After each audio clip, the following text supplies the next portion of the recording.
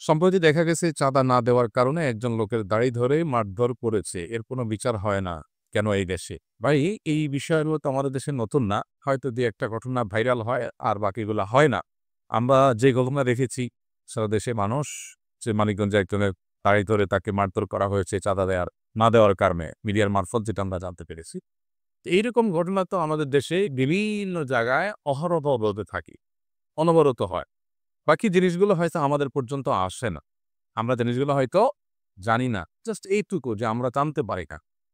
এগুলো কেন হয়? এগুলো এইজন্য হয় যে এগুলোর বিচারের মুখোমুখি করা হয় না। এগুলোর উপযুক্ত বিচার হয় না। এইজন্যই হয়। কোনো অপরাধের যখন বিচার সঠিকভাবে না হয়, সে অপরাধ বারবার মানুষ করতে থাকে, বারবার হতে থাকে। তো এইজন্য এই বিষয়গুলোতে বিচার যেন হয়, সেটা নিশ্চিত করার জন্য আমাদের প্রত্যেককে যার জায়গা থেকে দাবি দাওয়া তোলা, জোরদার প্রচেষ্টা করাটা অব্যাহত রাখতে হবে। হাল ছেড়ে দিলে চলবে না। যদি বিচার তো হয় না, তাহলে আর চেয়ে লাভ নেই। বরং আমাদের চেষ্টাটা আমাদের অব্যাহত গতিতে চালাতে হবে এবং করতে হবে। একসময় ইনশাআল্লাহ আল্লাহ তাআলা অবস্থার পরিবর্তন ঘটাবে।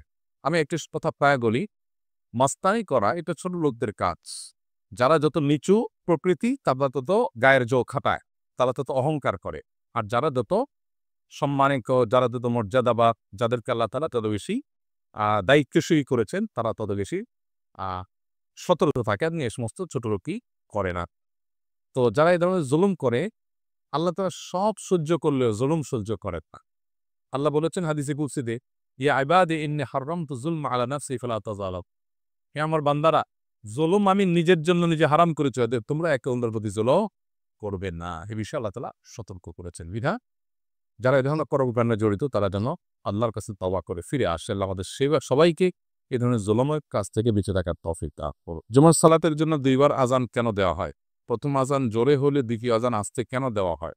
প্রথম কথা হলো যে শরীয়তের যত আদেশ নিষেধ আছে এগুলো অকপটে মেনে নেওয়ার নাম হলো দ্বীন। সবকিছু আমরা অকপটে মেনে নিব।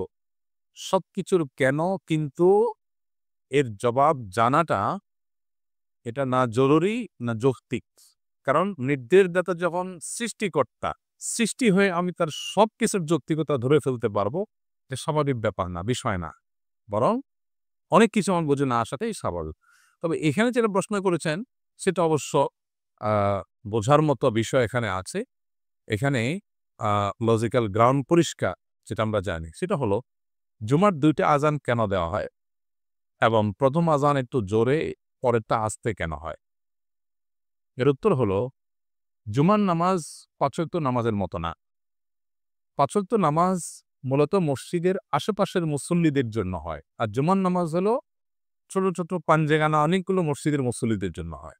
তাহলে মসজিদের ৫ ওয়াক্ত নামাজের মুসল্লিরা থাকে মসজিদের আশপাশের লোকেরা।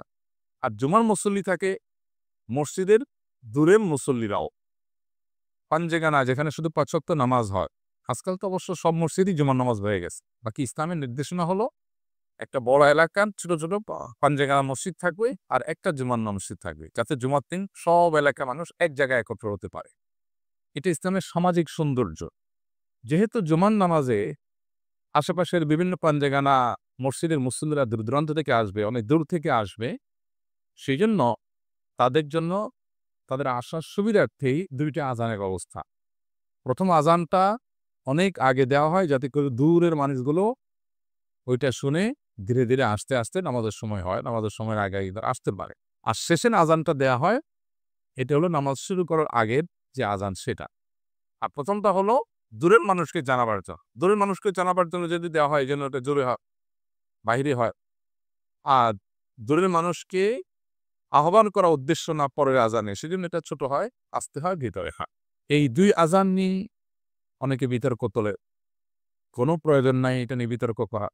কারণ এতে যদিও খোলাফায়ে রাশেদার আমলে চালু হয়েছে, কিন্তু এই আযান নিয়ে কোনো সাহাবীর কোনো প্রশ্ন, বিতর্ক বা ভিন্ন মত সেরকম উল্লেখযোগ্য ছিল না। সো এই ব্যাপারে বলতে পারি উম্মার ইজমা রয়েছে।